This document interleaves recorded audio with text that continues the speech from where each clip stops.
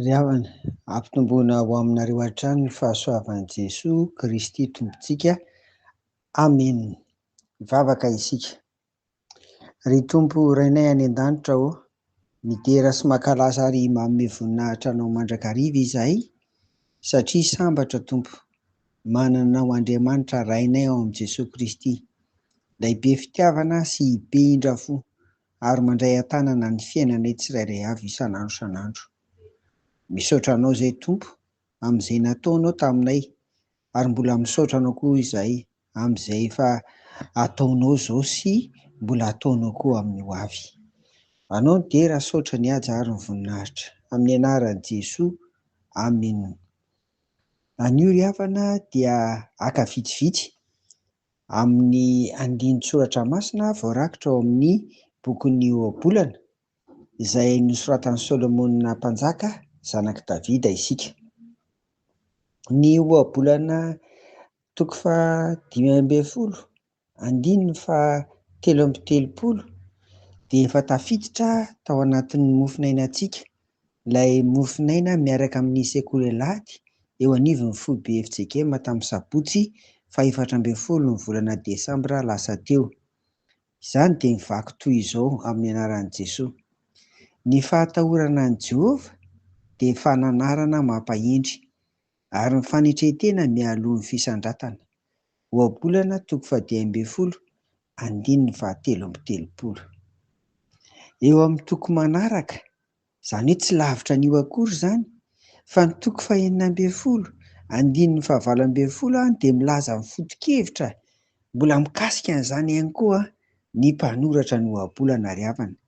Hoe ary ny Ohabolana toko faha 9:10, andininy faha 9:20 manao hoe: ny fiavonavonana mialoha amin'ny fahasimbana, ary ny fanahy mirehare mialoha ny fahalavona.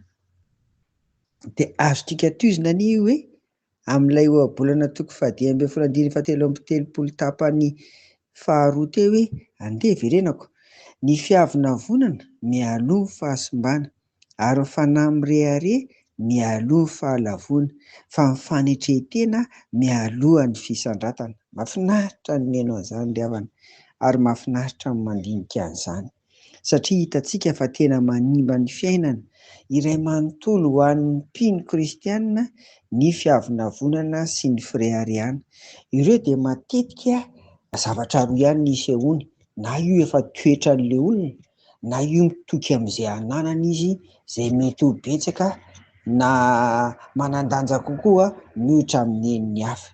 Dia tafalatsaka ao anatin'ny fiavonavonana, tafalatsaka ao anatin'ny firehariana. Rehefa avaka anio ary dia mangataka amin'ny Tompo isika mba hanampy antsika betsaka ny fanahy masina, mba hananantsika toetra feno fanetretena ka lavitra ny fiavonavonana sy ny firehariana araka ny nambara teo.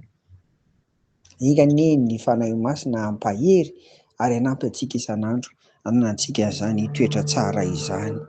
Dia ho an'Andriamanitra irery ny voninahitra. Amen. Vavaka isika.